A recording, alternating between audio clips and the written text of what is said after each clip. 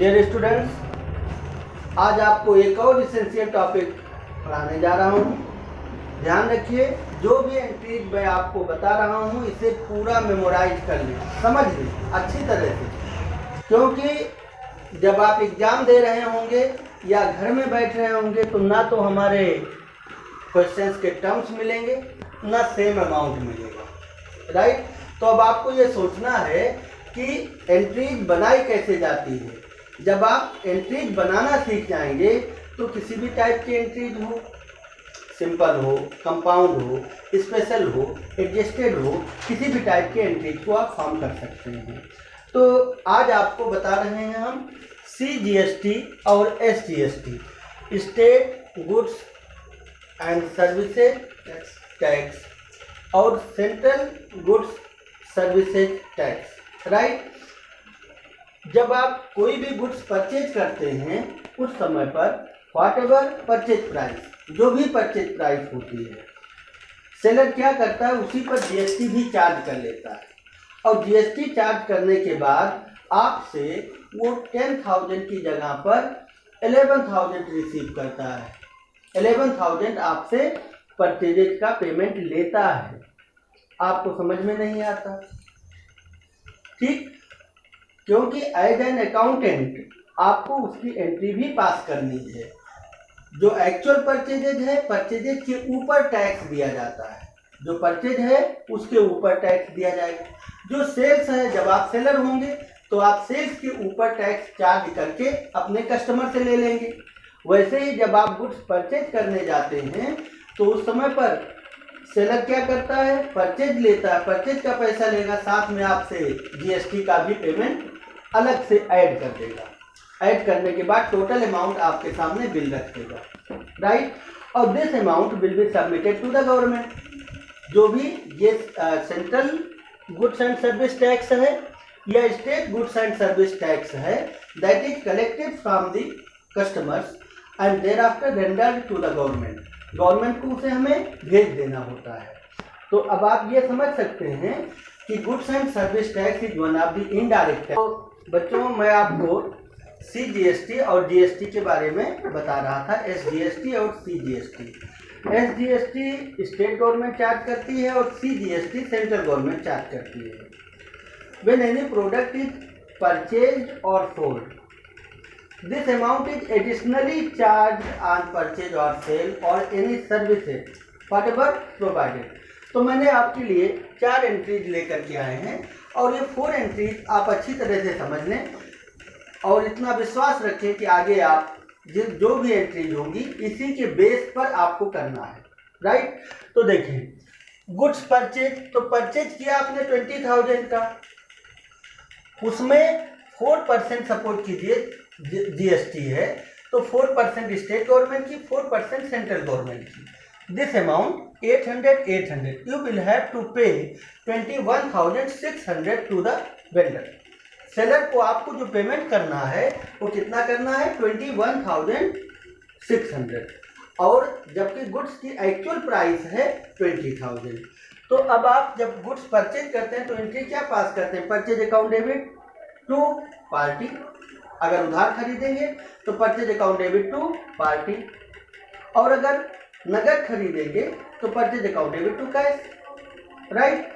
तो यहाँ पर अब आपको देखना है कि जब आप गुड्स परचेज कर रहे हैं तो परचेज अकाउंट डेबिट, राइट। कितना पेमेंट करना है आपको, टू पार्टी यानी कि जिससे आप खरीद रहे हैं, जिससे आप गुड्स खरीद रहे हैं। तो ये कौन होगा, सेलर होगा, यानी आपका क्रेडिटर होगा, ठीक। टू CGST टू SGST, ये एंट्री आपको बनाना है। अब आप देखें, परचेज 20,000 रुपीज,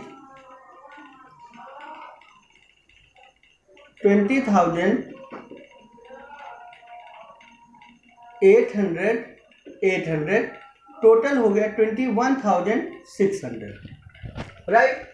21,600 की टोटल परचेजेज हुई, जिसमें से पार्टी को देना है 20,000 और ये 800 आपने गवर्नमेंट के लिए पे किया, right.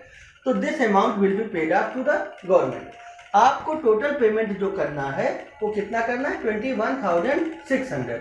However the actual purchases is for ₹20,000 and remaining 1,600 is 2 taxes that has been charged on your purchase. आपके परचेज पर ये 2 टैक्स लगा दिए गए, that has a proper value of ₹800 and 800, right.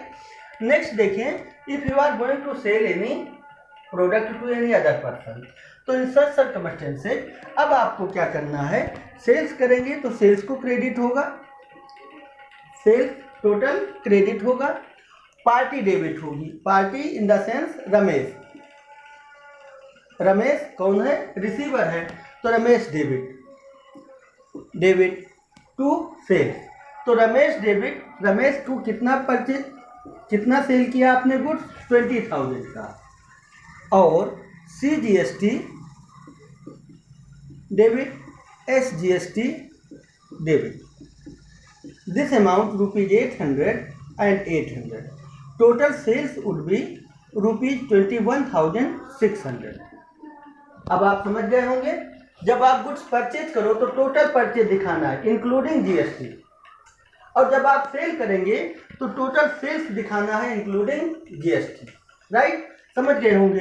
ऐसे ही देखिए, जैसे कंसल्टेशन फीस, तो consultation fees if you are going to pay, अगर आप पेमेंट करने जा रहे हैं तो कंसल्टेशन फीस यानी this is one of expense, तो that should be debit. Consultation fees account debit, ठीक।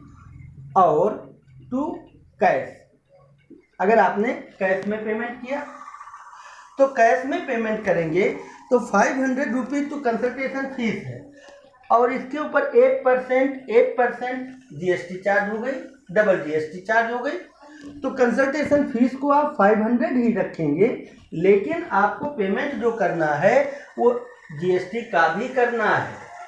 ये GST का पैसा फीस में नहीं है, इसलिए फीस से अलग अकाउंट हम इसका प्रिपेयर करते हैं।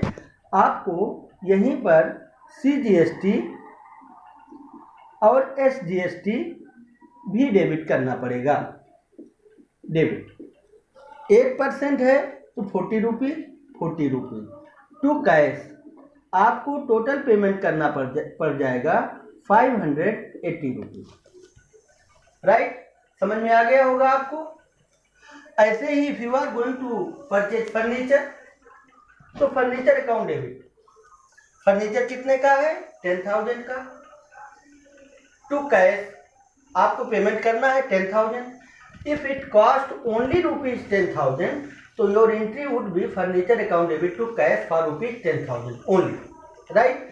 But you are to be paid ₹8% as a CGST and SGST, तो इसके ऊपर 800 यानी 1,600 रुपीज एडिशनली पेमेंट करना है, and this additional amount is not for the purchase of furniture के लिए नहीं है, दैट इज ट्रांजेक्शन टैक्स या service tax, goods and service tax for the government. तो वहाँ पर आपको फर्नीचर अकाउंट डेबिट और CGST debit, SGST debit, furniture account debit और CGST और SGST को आपको डेबिट करके इनका भी पेमेंट करना है। तो आप यहाँ पर अपनी एंट्री खुद बनाएंगे। ये 3 एंट्रीज आपको बता दिया गया है, 4th एंट्री आप खुद बनाकर और हमें भेजिए, मैं देखता हूँ। आगे फिर भी इन केस अगर आपको कहीं भी डाउट होता है तो आप इस एंट्रीज को और भी हमारा वीडियो देखने के बाद आप हमसे कमेंट बॉक्स में कमेंट कर सकते हैं। I will discuss you properly in the next video. Thank you.